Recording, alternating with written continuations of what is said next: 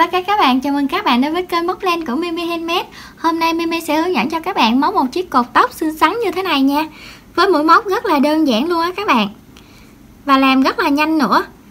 Cột tóc của chúng ta có cái độ vành bèo ra như thế này, rất là dễ thương nha. Rồi bây giờ chúng ta sẽ cùng bắt đầu nha các bạn. Hôm nay mình sẽ sử dụng len miêu bò để mà mình móc cái cột tóc này nha các bạn. Thì ở đây nó sẽ có rất là nhiều màu, các bạn có thể là lựa chọn những cái màu mà các bạn yêu thích nha. Mình lựa chọn để móc cái cột tóc tại vì cái này nó sẽ rất là mềm mại và bông xốp nè các bạn. Chuẩn bị cho mình thêm những cái cột tóc như thế này. Có cái loại mà nó sẽ nhỏ hơn một nửa cái này nè các bạn, thì cũng rất là dễ thương nè. Nhỏ hơn một nửa thì mình làm màu trắng với màu tím á các bạn, còn cái màu hồng này là mình làm cái màu đen nè. Còn cái màu xanh này á, thì các bạn có thể nếu mà thích á, thì các bạn sẽ dùng cái màu xanh nha. Một lát nữa mình sẽ dùng cái màu đen này. Và các bạn chuẩn bị cho mình thêm kim móc 3.5mm nè, kéo cắt len cũng như là kim khâu len nữa. Bây giờ các bạn sẽ lấy cái phần len và phần cột tóc. Phần len các bạn sẽ để ở phía dưới, phần cột tóc các bạn sẽ để ở phía trên như thế này. Và chúng ta sẽ đâm kim móc từ phía trên xuống phía dưới, luồn qua, kéo cái sợi len này qua nha các bạn. Rồi chúng ta sẽ giữ như thế này nè. Các bạn móc lên cho mình 3 mũi móc xích, 2, 3. Rồi sau đó là các bạn quấn len một vòng, đưa cái phần len thừa này nè vào trong mũi móc luôn nè các bạn. Đâm kim, kéo len qua nha các bạn. Sau khi mà các bạn đâm kim qua được như thế này, các bạn sẽ kéo len qua một vòng trước cho mình. Lần thứ hai các bạn cũng sẽ kéo qua một vòng. Lần thứ ba các bạn cũng sẽ kéo qua một vòng. Lần thứ tư và lần thứ năm các bạn sẽ kéo qua 2 vòng len nha. Lần thứ tư mình sẽ kéo qua 2 vòng. Lần thứ năm còn 2 vòng len, chúng ta sẽ kéo qua luôn. Rồi sau đó các bạn lại quấn len một vòng lên kim, làm một mũi móc tương tự. Các bạn sẽ đâm kim xuống, kéo len qua một vòng lần thứ nhất, một vòng lần thứ hai, một vòng lần thứ ba, lần thứ tư 2 vòng, lần thứ năm 2 vòng. Tiếp tục quấn len, đâm kim, kéo len qua một vòng lần thứ nhất, một vòng lần thứ hai, một vòng lần thứ ba, lần thứ tư 2 vòng, lần thứ năm 2 vòng. Như thế này nha các bạn. Các bạn sẽ làm những cái mũi móc tương tự như thế đến cuối hàng.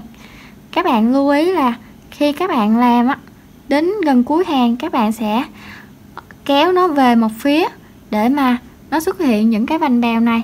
Chúng ta sẽ làm full luôn nha các bạn, chúng ta sẽ không có làm ngang bằng. Ví dụ như các bạn nhìn thấy cái này nè, đang có một cái sự ngang bằng với nhau. Nếu mà các bạn cứ để nguyên mà các bạn móc á, thì nó sẽ ra một cái vòng tròn như thế này, nó không có cái độ vành bèo á các bạn. Khi làm á, thì các bạn nhớ kéo nó về một phía nha. Ví dụ như mình kéo nó về cái phía bên phải để mà mình móc những cái mũi móc tiếp theo. 1, 2, 3, 4, 5. Rồi các bạn sẽ móc đến cuối hàng nha. Khi các bạn móc đến cuối hàng này các bạn, khi mà các bạn móc cảm thấy mà nó chặt quá rồi đó, các bạn không có kéo được nữa, thì các bạn sẽ ngừng lại nha. Và chúng ta đã thấy cái sự vành bèo của nó ra nè các bạn, rất là mềm mại luôn, và nó có cái độ vành bèo rất là xinh xắn luôn nha. Bây giờ chúng ta sẽ kết hàng ở cái chân móc đầu tiên mà chúng ta gây nên nè. Kết hàng vào cái chân móc đầu tiên này, các bạn kéo len qua, móc lên một mũi móc xích, kéo và cắt len.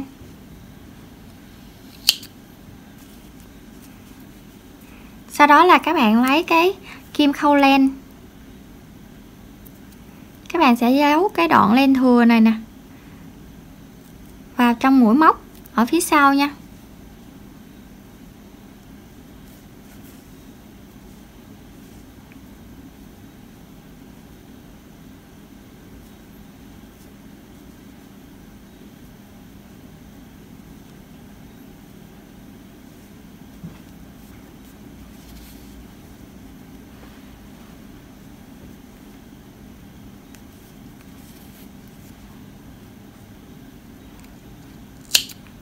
Và bây giờ chúng ta sẽ cắt cái đoạn len này. Chúng ta đã móc được một cái đồ cột tóc dễ cưng như thế này. Mũi móc của chúng ta khá là đơn giản đúng không các bạn? Mình làm nhiều màu để mà phù hợp với bộ đồ mà mình mặc khi mà ra đường á các bạn. Rất là dễ thương luôn nè. Các bạn có thể là sử dụng những cái màu lon á, cũng rất là đẹp luôn nha. Cái màu lon của cái loại miêu bò này cũng rất là xinh xắn luôn á. Các bạn có thể là tìm mua để mà mình móc. Nó khá là rẻ ha các bạn. Móc cả chục cái để mà mình sử dụng. Mình hy vọng là các bạn sẽ yêu thích cái mẫu cột tóc này và yêu thích cái video này của mình nha. Các bạn ủng hộ mình bằng một cái lượt like video nha các bạn. Và nếu mà các bạn làm được, các bạn nhớ bình luận ở phía dưới để cho mình biết nha. Và ủng hộ Mimi thêm một cái lượt đăng ký kênh nha các bạn. Mình cảm ơn các bạn rất nhiều.